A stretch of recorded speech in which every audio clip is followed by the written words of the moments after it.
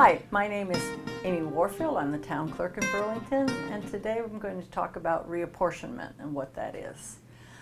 Reapportionment happens every 10 years based on the federal census, and you may have heard some information about it. Our state legislature was working on the reapportionment of the districts for the federal and state offices, and then it drifts down to the town level where we have to look at our precincts and possibly change some of our precincts.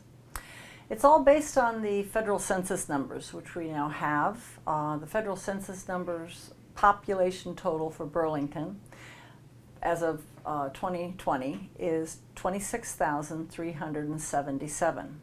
That's an increase of almost 2,000 people from the 2010 census.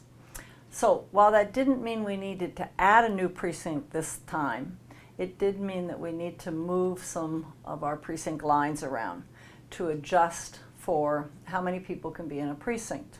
By federal law, we can have 4,000 in population in each precinct. So that's what kind of causes our changes. This time around, we will be changing about 1,500 voters to being in a different precinct.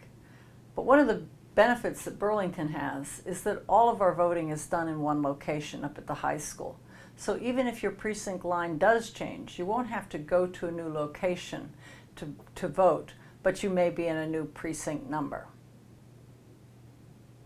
Now, why precincts are important on a town level, and especially in Burlington, is one of the major things that we vote on by precincts are our town meeting members. Every precinct in Burlington has 18 representatives that you all vote for that will represent your precinct at town meetings.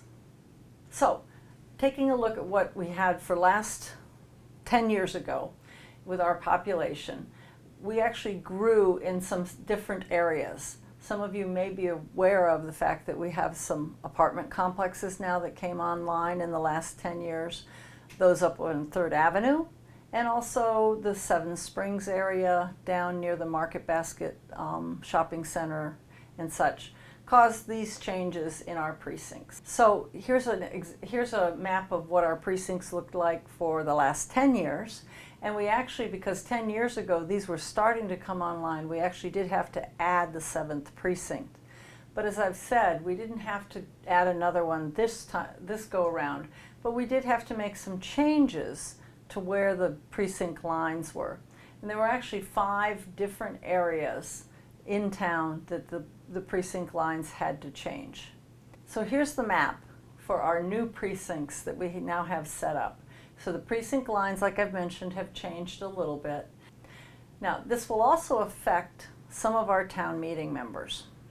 And so some town meeting members who've been notified will have to rerun in a new precinct because the precinct line has changed. So you may be wondering if your precinct has changed. Well, what will happen in the census that will be mailed out in the end of December, it references what precinct you're in. So you can look at that and see which precinct you will be in. If you have changed, we will be notifying you by mail before the town election that your precinct number has changed. But again, you will still come to either early voting or you will come to the high school to be able to vote for the town election. Another change you may notice is that when you are voting at the town election, some of your representatives may have changed. They may have moved to another precinct, or you may have moved to a precinct without them. So you'll need to take some time before the town election to be able to see who is running and in which precincts people are in.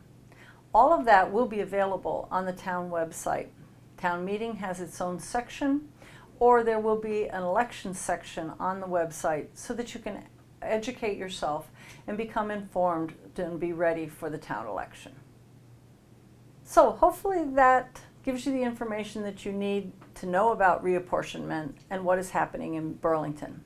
If you have any specific questions, do feel free to either email me at awarfield@burlington.org or stop by the clerk's office and we'll be glad to help you and answer any questions you might have.